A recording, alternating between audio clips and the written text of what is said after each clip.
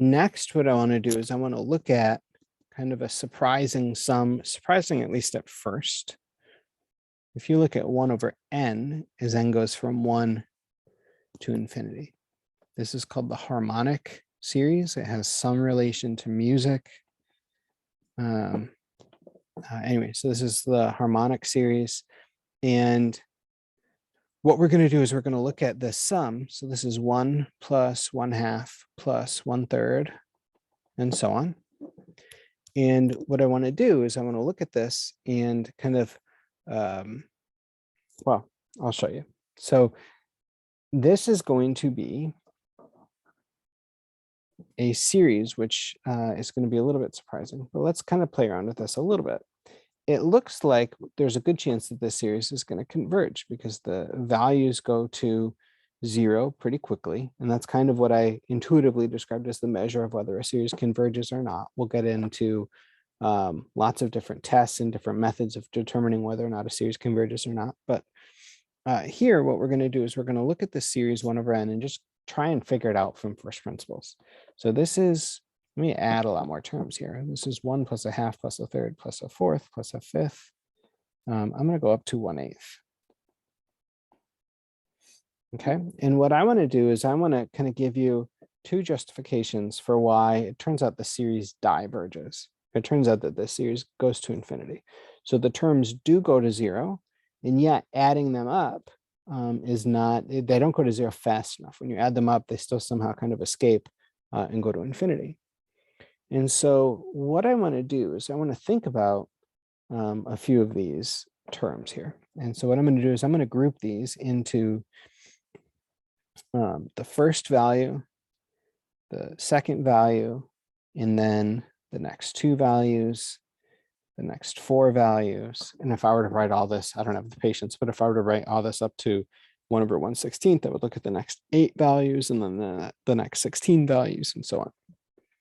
And I want to think about these values. Now, the first few values, I'm just going to keep the same. We have 1 plus 1/2.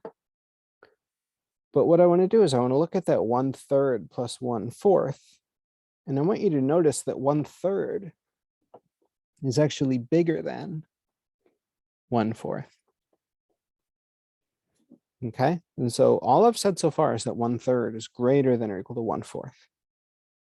Likewise, if I look at that 1/5 plus 1/6 plus 1/7 plus 1/8, what I'm going to do is I'm going to look at and figure out what's the smallest term in that. And that's of course going to be the value with the largest denominator, so 1/8. And those are also going to be at least as big as 1/8. So 1/5 is greater than or equal to 1/8.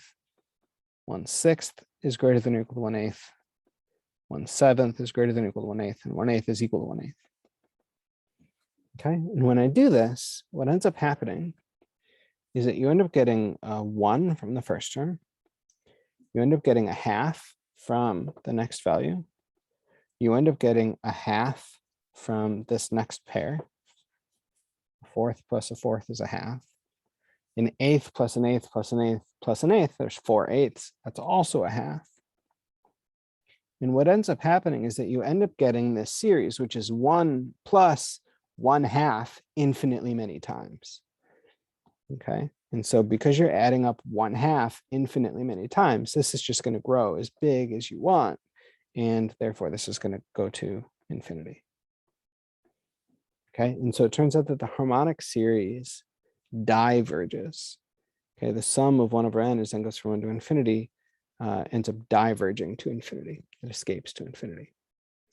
Okay, this is a little bit surprising because so far what we've seen, okay, so far what we've seen is that when you look at something like 1 over 2 to the n, as n goes from, I don't need the parentheses, as n goes from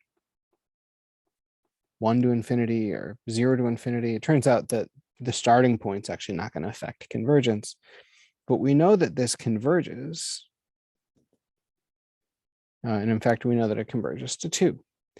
So we proved that in the last video. This is a geometric series with geometric ratio. That x value is 1/2.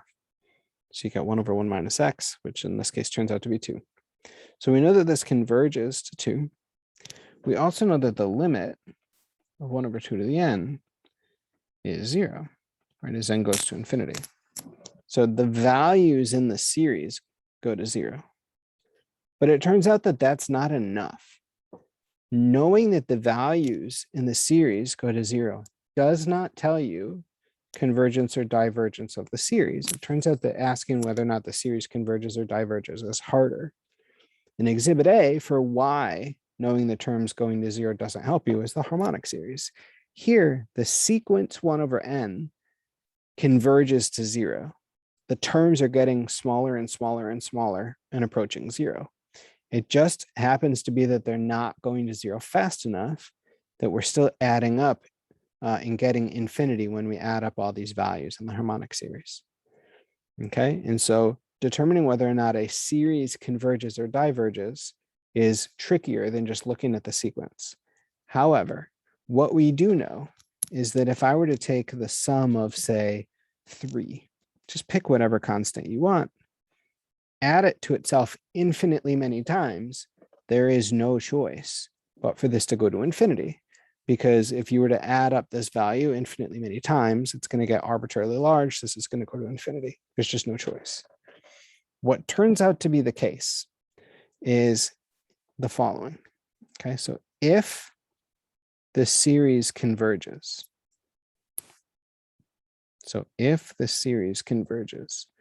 then the values of the sequence have to go to 0. There's no choice. If the values of the sequence go to 3, well, then eventually the series is going to look like that series. You're going to have 3 added up infinitely many times. So the only way that you can get convergence is if all the terms eventually go to 0. Okay, and so then you're kind of adding up 0 infinitely many times, and we know that that's indeterminate because 0 times infinity is indeterminate. We talked about that in the section on L'Hopital's rule. So the only chance that we have for a series to converge is that the terms have to go to 0. This comes with a big warning, though, and you need to be careful about the logic. Okay, if-then statements can be tricky. We're saying if the series converges, then the sequence converges to 0. I am not saying the reverse. It's called the converse. If the values of the sequence a sub n go to 0, then the series may or may not converge. Okay, we don't know which one may or may not converge. We have to do some more digging, some more thinking, some more analysis to figure out whether or not the series converges. So just having the terms going to 0 is not enough to tell you that the series converges. Okay. What is true, though, is that if you go back to this statement, what's true is that if you talk about the contrapositive, and so what I mean by that is that I'm going to reverse the things in the if-then statement, and I'm going to negate them. So this is equivalent to saying that if you have a sequence that does not tend to 0, so if this sequence is not 0, then the series must diverge.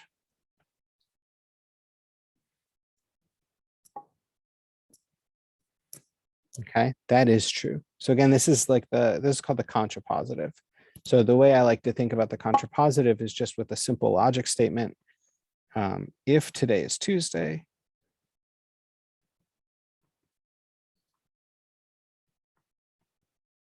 then tomorrow is Wednesday.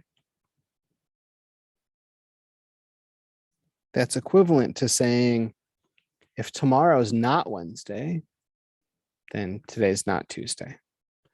It's equivalent to saying that. So that's the contrapositive.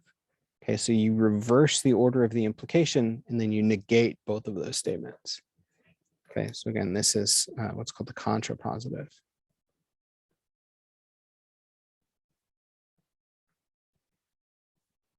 Okay, so this is sometimes called, if I just take this statement right here, that's, I think, our first real theorem in chapter 11.